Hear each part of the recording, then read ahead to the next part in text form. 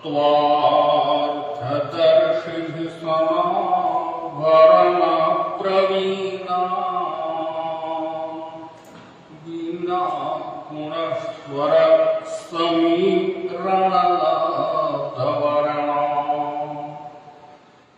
वाणी मणियशिखिदावरणे निषण्णा पुण्योपमेय चरणं शरणं प्रपद्ये योऽन्तः प्रविश्य मम वाचमिमां प्रसुप्ताम् सञ्जीवयत्यखिलशक्तिधरः स्वधाम्ना यांश्च हस्तचरणश्रवणत्वगादीन् प्राणान् नमो भगवते पुरुषाय तुभ्यम् मूकं करोति वाचालं पंगुं लंघयते गिरिं कृपात्तमहं वन्दे परमानन्दमाधवम् ज्ञानतिमिरान्धस्य ज्ञानाञ्जनशलाकया चक्षुरुन्मीलितं येन तस्मै श्रीगुरवे नमः। महर्षि सांदीपनि राष्ट्रीय वेद विद्या प्रतिष्ठान के द्वारा संचालित साप्ताहिक ज्ञान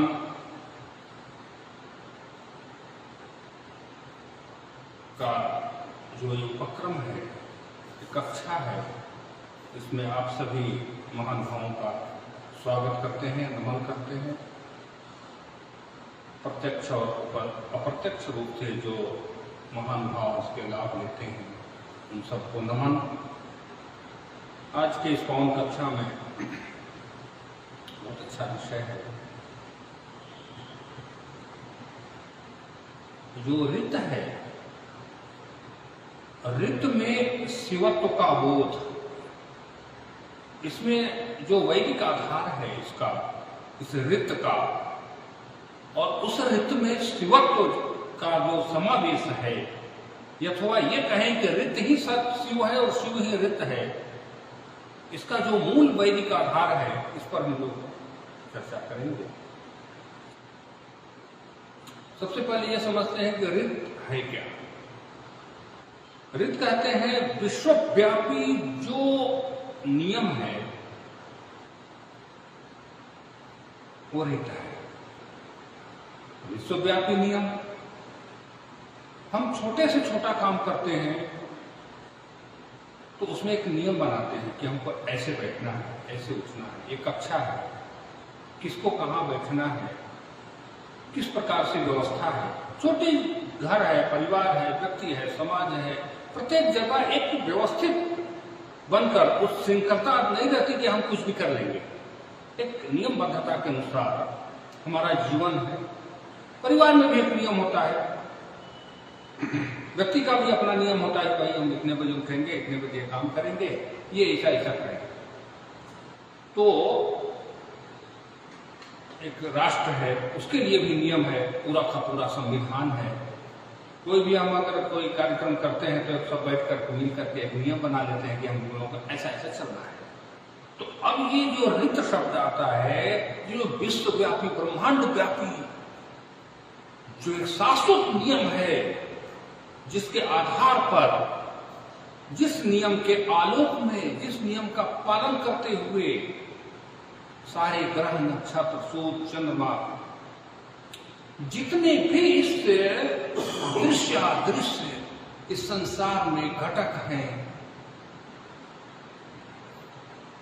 ब्रह्मांड में जो भी तत्व दिख रहा हो या नहीं दिख रहा हो, सब के सब जिन नियमों के आधार पर अपने अपने कर्तव्य पर गतिशील हैं, उन नियमों को ऋत कहते हैं। उस पर और उस ऋत को उसी ऋत के द्वारा सारा का सारा ब्रह्मांड संचालित और नियंत्रित है।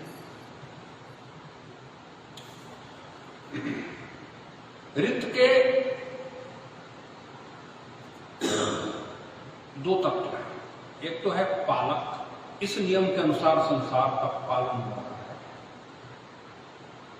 आगे बहुत सारा विषय है इसमें। एक तो है पालन का नियम, और आप सभी जानते हैं, सब लोग जानते हैं, सभी जानते हैं, कहते हैं ना कि ये तो संसार का नियम है, आना और जाना। तो एक मृत्यु अर्थात संहारक, वही ऋत का ही दूसरा भाग है, एक पोषण का भाग है, एक संहार का भाग है, वो सब ऋत के अंतर्गत आता है। प्रकृति और ईश्वर का नियम है कि जो संसार में शरीर रूपी धारण करके आया है, शरीर धारण करके जो तत्व आया है, जो आत्मा आई है, उसको एक न एक दिन इस शरीर को छोड़ना है, अर्थात संहार। तो ये भी, इसको भी ऋत कहते हैं। और जो प्रक्रिया चल रही है, जिसके द्वारा ये सृष्टि संचरित हो रही है और पालन पोषण हो रहा है, छोटे से बच्चे को धीरे धीरे क्रमशः उसका वर्धन होना, पालन पोषण होना, वो भी ऋत है, और संहार होना यही ऋत है। प्रकृति के नियमों के अनुकूल चलने पर ऋत तत्व उसके पोषक और रक्षक होते हैं।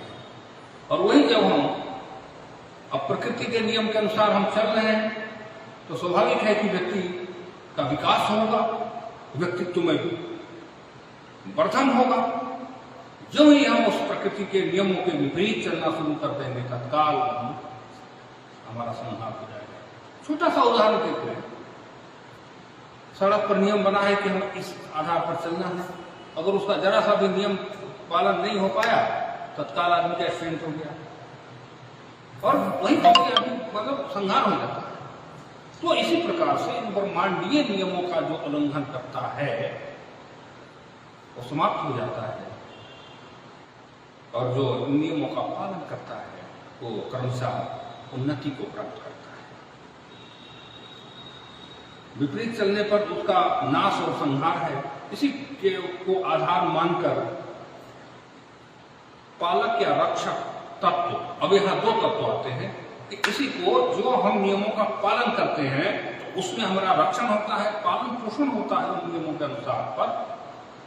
तो उन जो पालक तत्व है इस ऋत में, उसको विष्णु कहते हैं, और जो संहारक तत्व है उसे रुद्र कहते हैं। ये सृष्टि के शाश्वत नियम और वैदिक सिद्धांत है।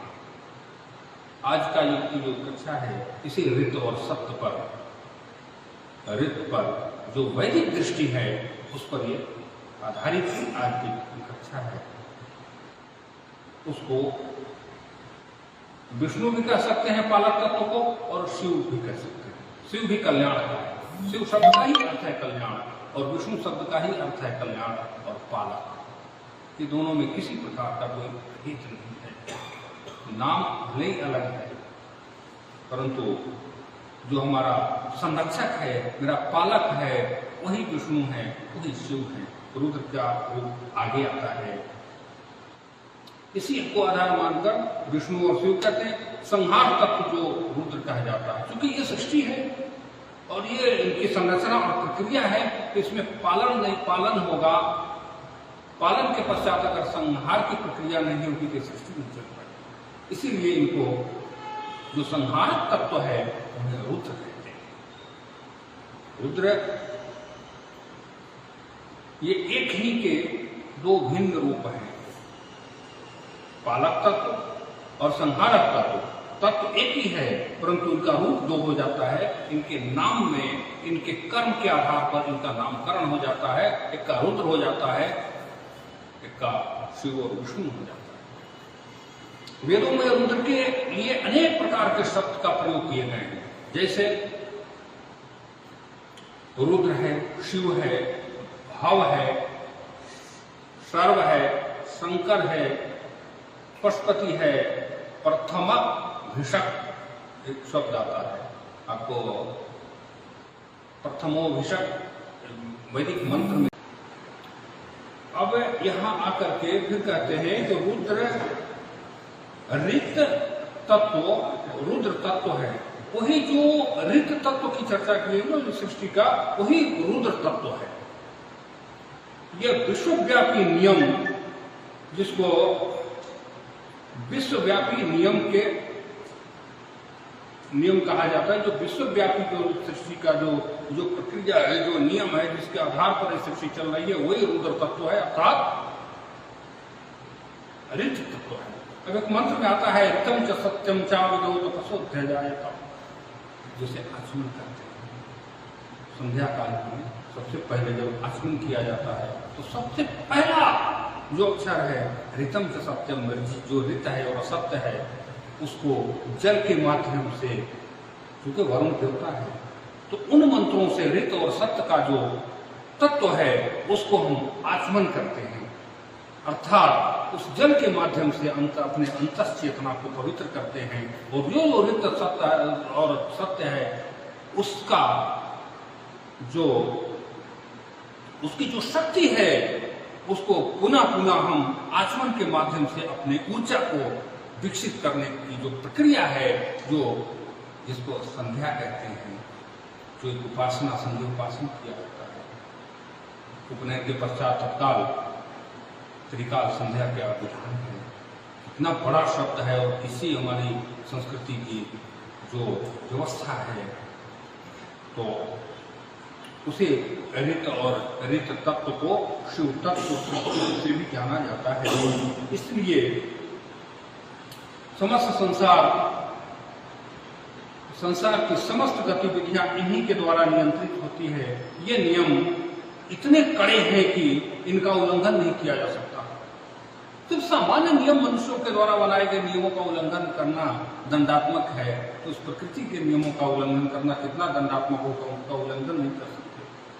इसलिए उपनिषदों में कहा गया है कि उनके भय से, और वो जो ऋत तत्व है, शुभ तत्व है, उनके द्वारा जो कठोर नियम बनाए गए और उन नियमों के पालन करने में, अर्थात यूं कहते कि उनके भय से है, क्योंकि बिना भय का कोई नियम नहीं चलता। प्रकृति है तो कोई ना कोई भय होता है कि आदमी को बाएं साइड से सड़क पर जाना है, तो भय तो है कि कहीं ना जाएंगे तो एक्सीडेंट हो जाएगा। ये भय हमको नियमों के आधार पर चलाता है और मेरा नुकसान हो जाएगा इस तरह से करेंगे तो कहीं ना कहीं अगर भय है तो ही व्यक्ति अपने नियंत्रण में रहता है। कदाचित अगर उन भयों को खत्म कर दिया जाए, समाप्त कर दिया जाए, तो जो स्वयं अपने आप में इतना नियंत्रित हो कि मुझे किसी का भय नहीं है और मैं स्वतः नियमों का पालन करूं, ऐसे बहुत नगण्य कम प्राप्त होते हैं लोग, जो हजारों में एकाध होंगे। इसीलिए आप लोगों ने कभी सुना होता है, सुनते हैं ना कि ये फलाने महाराज आए हैं। महाराज क्यों? भाई राजा तो नियंत्रित करता है, लेकिन वो महाराज इसलिए होते हैं कि वो स्वयं पर नियंत्रण रखते हैं। उनको किसी राजा के नियमों की आवश्यकता नहीं होती, क्योंकि वो स्वयं ऋत का और सत्य का, ऋत का जो नियम है, उन ऋत के नियमों को आत्मसात करके और उन्हीं पर वो चलते हैं और किसी प्रकार के नियमों के बंधन में न होकर के स्वयं नियंत्रित जो होते हैं, वो जो नियंत्रण है, इसीलिए वो राजा नहीं महाराजा कहे जाते हैं।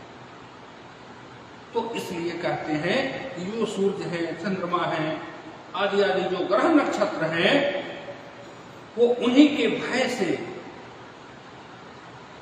संचालित होते हैं और उन्हीं के भय से अपने अपने गति से अपनी अपनी कक्षा में नियमों के अनुसार अपना कार्य करते हैं। वायु कहती है, वायु निस्संदेह अहर्निश अपना कार्य करती है। उसको किसी के दंडे की जरूरत नहीं है कि आप इतने मात्रा में चलिए और इतने मात्रा में चलिए। ये सामान्य विषय नहीं, ये बहुत गहरा विषय है और शुद्ध रूप से वैज्ञानिक विषय है ये, जो हम लोग आपस में चर्चा कर रहे हैं वर्तमान में। वायु मृत्यु उनके सेवक तुल्य है। वो जो ऋत और रुद्र जो तत्व हैं, उनके सेवक के रूप में मृत्यु भी है, उन्हीं के आदेश से वो कार्य करते हैं। क्योंकि हमारे यहाँ मृत्यु की भी देवता होते हैं ना, जैसे यमराज बोलते हैं, तो उन्हें रुद्र के वो गण हैं, उन्हें रुद्र के वो सेवक हैं जो अपने उनके आदेशों के अनुसार होता है संपादित करते हैं। तैत्तिरीय उपनिषद में इसकी पुष्टि की गई है, जो अभी बात की गई है ना, ऋषास्मात् वातः पवते भिषोदिति सूर्यः आदि आदि, जो सूर्य अपने कार्य कर रहे हैं, वायु अपने कार्य कर रहे हैं, इस सब की चर्चा तैत्तिरीय उपनिषद में प्राप्त होती है, किस प्रकार से अपनी गति पर उनके आदेशों के अनुसार कार्य करते हैं।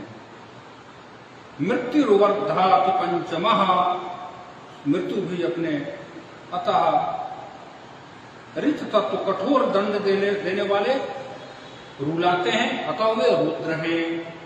रुद्र का स्वरूप ऋग्वेद, यजुर्वेद, अथर्ववेद सभी वेदों में पर्याप्त रूप से प्राप्त होते हैं।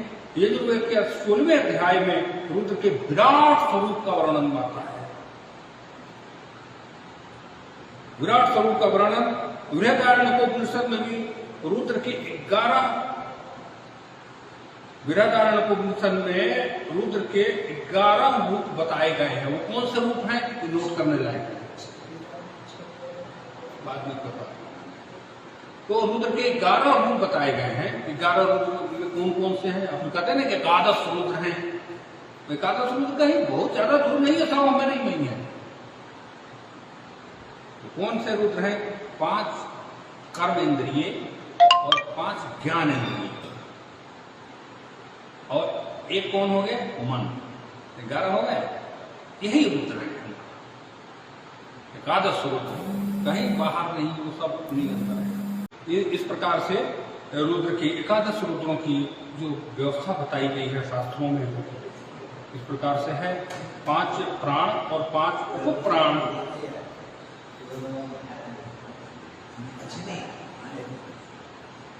जब ये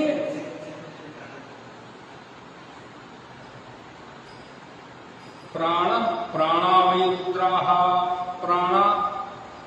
प्राणाहिदं सर्वं रोदयन्ति, ये जो जैनीय उपनिषद में कहा गया है, प्राणावै रुद्राः, प्राण ही रुद्र हैं, और प्राणाहीनम सर्वम रोदयन्ति, जो प्राण से हीन शरीर है उसमें सब कुछ रोते हैं, इसलिए उनका नाम रुद्र है। कर्मते रुद्रा इति, कतमे रुद्रा इति 10वें पुरुषे प्राणा आत्मैकादशः तत्तत् रोदयन्ति तस्माद् रुद्रा इति।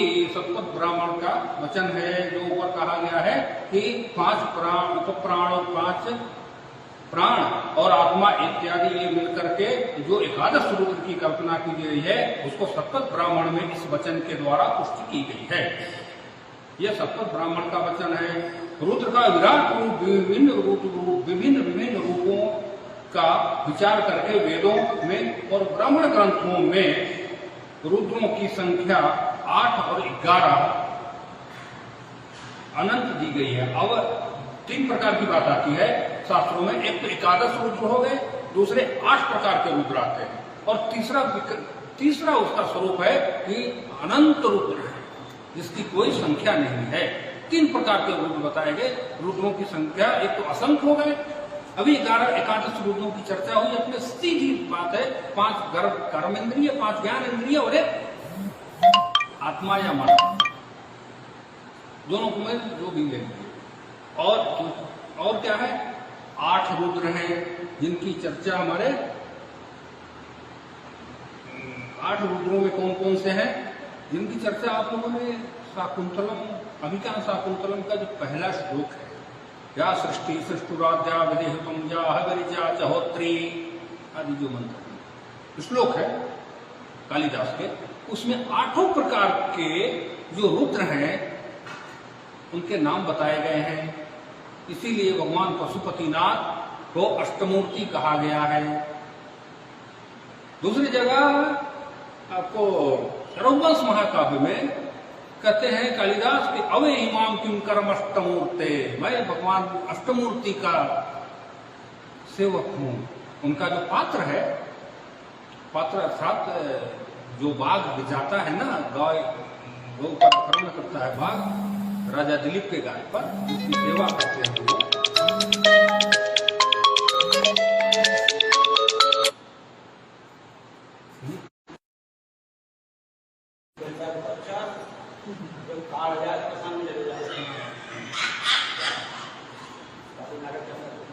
तो अब उसकी जो जिस गाय की सेवा करते हैं वो राजा दिलीप पुत्र प्राप्ति के लिए, उस पर एक आक्रमण होता है किसी बाघ का। आप लोग शायद कथा जानते होंगे, बड़ी प्रसिद्ध कथा है। तो इस प्रकार से वो जो बाघ अपना परिचय देता है तो कहता है कि अवे हिमाम किंकरम अष्टमूर्ति, भगवान अष्टमूर्ति के द्वारा भेजा गया हूं या उनका मैं सेवक हूं। तो इसी प्रकार से कहते हैं। तो कालिदास ने दो जगह पुष्टि की है कि भगवान शिव का जो स्वरूप है वो अष्टमूर्ति स्वरूप है। वो अष्टमूर्ति कौन कौन से है, और भी कई शास्त्रों में इसकी पुष्टि है। क्योंकि कालिदास भी है तो उनको जब तक परवर्ती आचार्यों का समर्थन नहीं मिलेगा तब तो कोई कैसे बात करेगा। अपने से पूर्वजों ने अगर कोई चीज की स्थापित नहीं की होगी तब तक आधार तो पहले का ही होता है ना।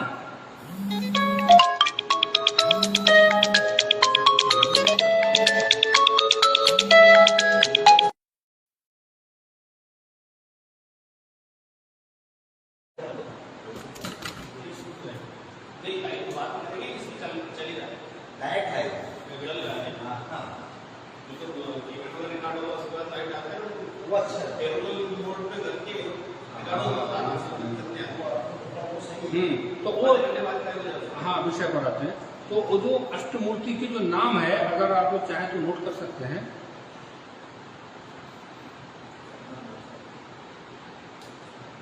सप्तक ब्राह्मण में भी आया है, तानि अष्टौ रुद्र सर्प पशुपति, रुद्रः सर्पः पशुपतिः, सर्व तालाब्य व सर्व पशुपति, उग्रः उशनिः भवः महान देवः,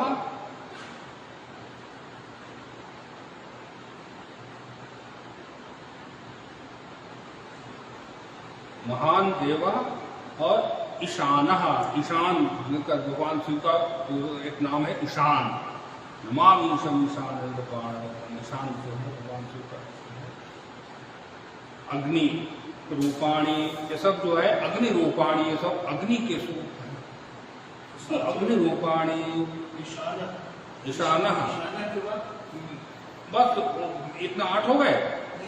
हाँ, उसके कोष्ठ में अग्नि रूपाणी, अग्नि स्वरूप जो एकादश रुद्र की बात आती है दूसरे महाभारत में, इसके दूसरे नाम से जाने जाते हैं। उनका नाम है, महाभारत का जो आदि पर्व है उनमें रुद्र के जो स्वरूप का वर्णन आता है। मृगव्याधश्च सर्वश्च नेत्रिश्च महाशयाः अजैकपादः अध्वर्यो धाम्नः पिनाकी च परं तपः ददनोऽथेयस्वरश्चैव कपाली च महादुतेः स्थाणुर्भागश्च भगवान रुद्र एकादश स्मृता। महाभारत का वचन है। इसमें कहते हैं, पहले तो ये स्पष्ट हो गया ऊपर की भाई 5 कर्म इंद्रिय, 5 ज्ञान इंद्रिय और 1 मन, एकादश रूप। यहाँ दूसरा स्वरूप इनका बता रहे हैं कि रुद्र के एकादश रूपों में मृग व्याध सर्प नैऋति अज एक पाद वहनी बुर्धन्य पिनाकी दहन अग्नि ईश्वर कपाली स्थाणु और भग, ये एकादश नाम महाभारत में दिए गए हैं रुद्र के। अब अपने अपने कर्म के आधार पर अलग अलग शास्त्रों में, हालांकि वैदिक वचन के अनुसार ब्राह्मण ग्रंथों में, अन्य अन्य वेदों में सब जगह ये पुष्टि 5 कर्म इंद्रिय, 5 ज्ञान इंद्रिय और 1 मन इत्यादि को भगवान रुद्र का स्वरूप माना गया है। और अष्टवसु, ये 8 रुद्र की भी चर्चा आती है, जिसको परवर्ती आचार्यों ने, कालिदास तक के आचार्यों ने इसको स्वीकार किया है। ये हो गए एकादश रुद्र की चर्चा। फिर एकादश रुद्रों के अलग अलग कर्मों की चर्चा भी आगे करते हैं। अथर्ववेद में रुद्र के पर्यायवाची भी दिए गए हैं, जिसे अभी आपको बताया गया है। भाव, सर्व, यम, मृत्यु, अघमार, नैऋत्य, बब्रू, नील, शिखंड इत्यादि अथर्ववेद में इनके रुद्र के पर्यायवाची शब्द भी प्राप्त होते हैं। यजुर्वेद के अध्याय 16 में भी इनकी बृहद चर्चा की गई है।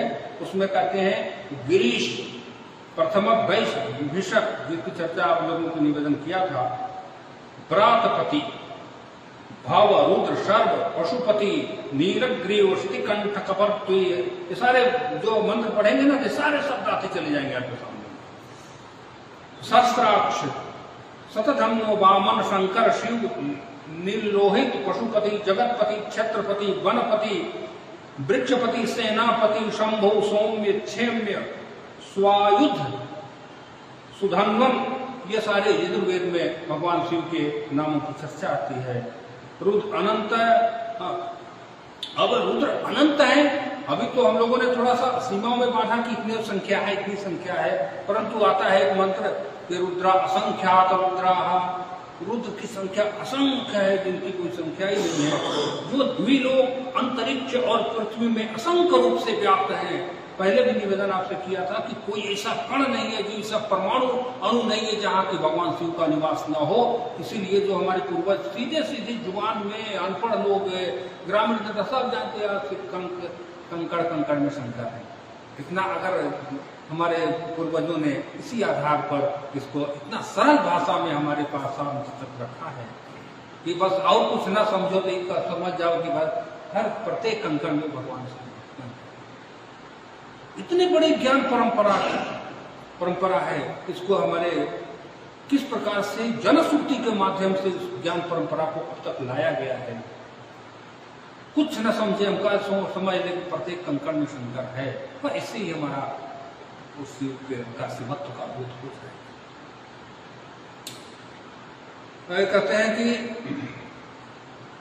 वो सब जगह इस प्रकार से इसका अभिप्राय यह है कि रुद्र ऋत तत्व और ऋत तत्व विश्व भर में व्याप्त है, जिसकी गणना नहीं की जा सकती।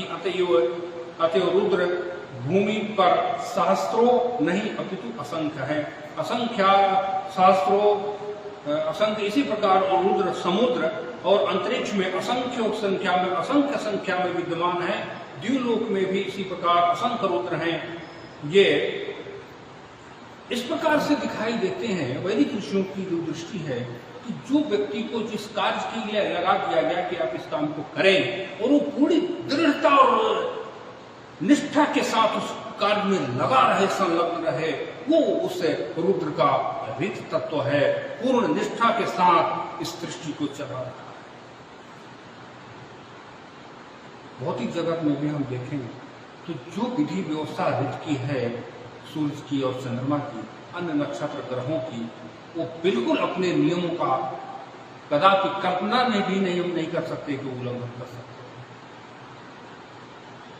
ज्योतिष की दृष्टि से भी देखें तो बिल्कुल क्या समय का, भले हमारी दृष्टि वहां नहीं जा रही हो, लेकिन सब समय की सूक्ष्म गणना तक भी वो अपने आप को इधर उधर नहीं कर सकते। ये नियम है। जो ऋत है उनके हाथ किसी प्रकार से नियमों का पालन कर रहा है। हम भी उन्हीं के अंश हैं और हम में भी वही तत्व है। तो जो ऋत की बात आ रही है, अब वो कह रहे हैं कि द्युलोक में वर्षा के रूप में वे विद्यमान है, अंतरिक्ष में वायु के रूप में और भूमि में अन्न के रूप में विद्यमान है। शास्त्रा यजुर्वेद में असंख्यात सहस्राणी ये रुद्रा अधिभूम्याः, जो रुद्राष्टाध्यायी है ना, इसमें पाठ हो रहा है, इसमें सारे मंत्र इत्यादि वो उनके नाम और इत्यादि उनके मंत्रों की चर्चा है।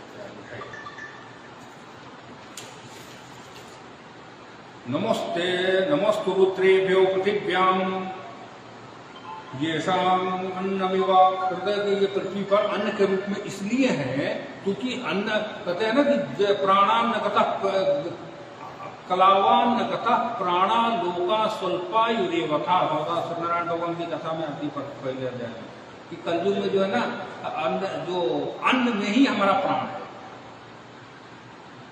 तो इस प्रकार से अन्न क्या है, अन्न और प्राण देवता है, अन्न देवता है, क्योंकि उसके बिना आदमी या कोई भी जीव प्राणी बिना भक्षण के उसका शरीर नहीं चल सकता। तो भूमि पर वो रुद्र अन्न के रूप में विद्यमान है।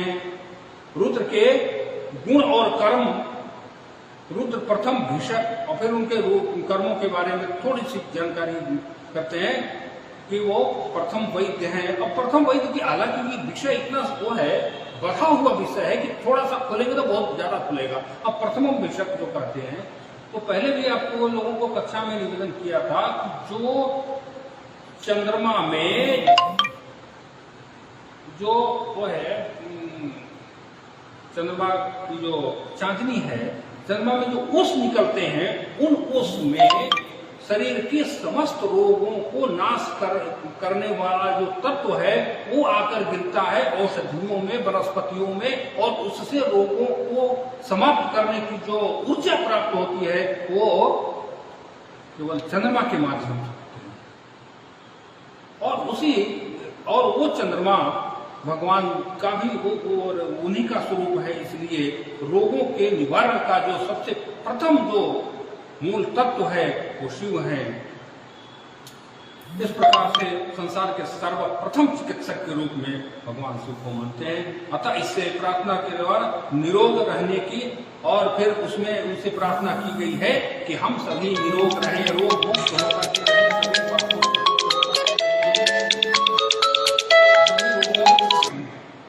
प्रथमो दैव्योभिषक, सभी आपके कृपा से निरोगी बने रहे। आदि आदि सारे मंत्रों की चर्चा आती है। फिर आता है पशु, रुद्र गणपति है। रुद्र का एक और नाम आता है गणपति। एक मंत्र आप लोगों ने सुना होगा, बहुत प्रसिद्ध है, गणानाम त्वा गणपति हवामहे प्रियाणाम गणपति। इसमें आता है, उन्हीं की चर्चा कर रहे हैं कि हे रुद्र गणपति, वो रुद्र को गणपति भी कहा जाता है। इस प्रकार से रुद्रों की, और फिर वो रुद्र कैसे हैं, तो रुद्र एक समूह में चलते हैं। रुद्र का एक समूह है, और वो समूह किस प्रकार से उदाहरण है कि जिस प्रकार से वायु समूह में रहते हैं, और वायु के इस प्रकार से समूह में रहते हैं, तो वायु की संख्या कितनी है? 49। वायु की संख्या 49 है, और 7-7 के झुंड में वो रहते हैं। 7-7 के 49 होता है ना।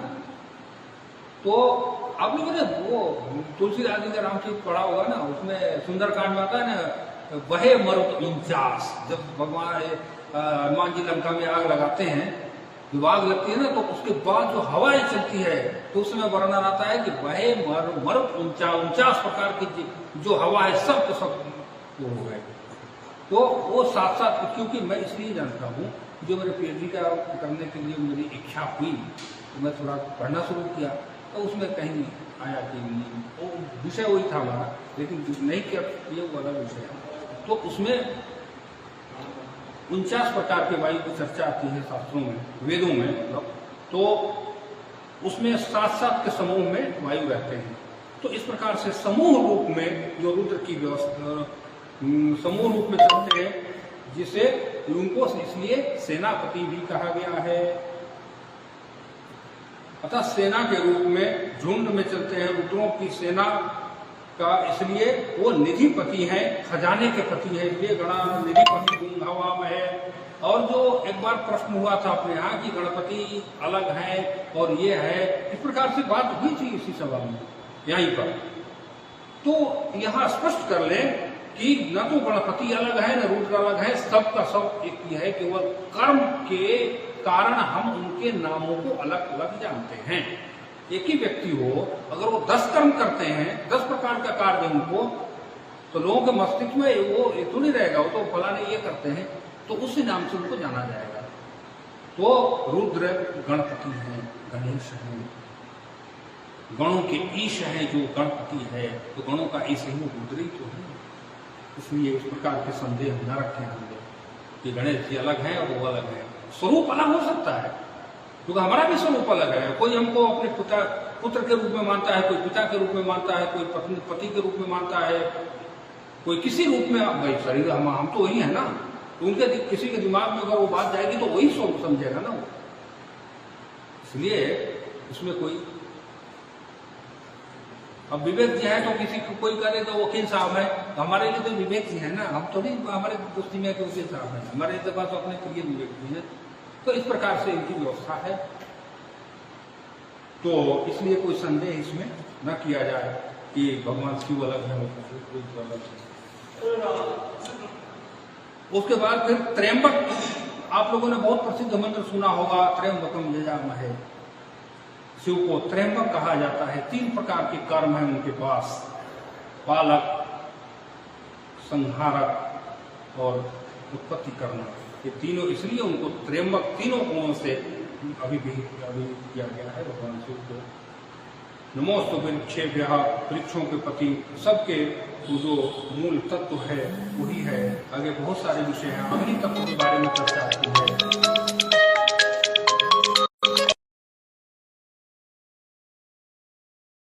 रुद्र की चर्चा की अपन लोगों ने, तो जो भी सर्वव्यापी है वायु, जो भी सृष्टि में तत्व है सब के सब उनके नियंत्रण में है।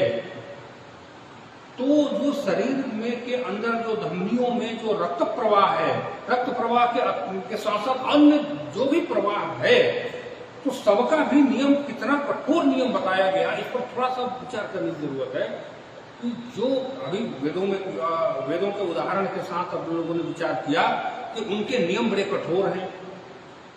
अब इतना कठोर नियम है, इसका अंदाजा लगाएं कि जितने मात्रा में हमारे रक्त में धमनियों को के अंदर जो रक्त प्रवाहित हो रहा है, तो कितनी मात्रा में चाहिए। हम डॉक्टर के पास चले जाते हैं, हम ब्लड प्रेशर ऊपर नीचे होगा, तत्काल व्यक्ति कितना नियंत्रण है उसमें।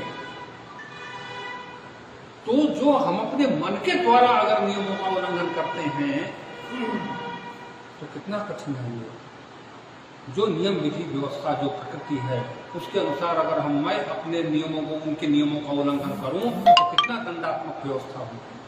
वो स्वयं अपने कर्म में कितने दृढ़ता के साथ, जरा सा भी 19-20 हुआ नहीं कि तत्काल आदमी, केवल उसी की ब्लड प्रेशर की बात नहीं है, और भी बहुत सारी चीजें हैं। तो 19-20 जरा हुआ नहीं कि स्थिति खराब हुई। इस प्रकार से रुद्र समग्र सृष्टि का रित, और ये जो रित है, ये जो इसी रित का जो सत्यत्व है, वो इसीलिए कहते हैं रितम च सत्यम तामिदो तपसो ध्याय। तो ये रित और सत्य का जो समन्वय है, इसका ज्ञान जब तक तपस्या नहीं होगी तब तक प्राप्त नहीं होंगे। उनके तत्व को जो जान लेता है, और बहुत ऐसे कम महात्मा होते हैं जो रितम भरा शक्ति प्राप्त होते। रितम भरा शक्ति मतलब इन समग्र शक्तियों को आत्मसात करने वाले बहुत ऐसे जो तपस्वी होते हैं। इसी प्रकार से रुद्र हमारे रित हैं, हमारे सत्य हैं, और जो हम हैं वो रुद्र है। जो रुद्र हैं वो हम हैं, वो सारी शक्तियां हम में है, और उन्हीं का हम विग्रह है, स्वरूप हैं।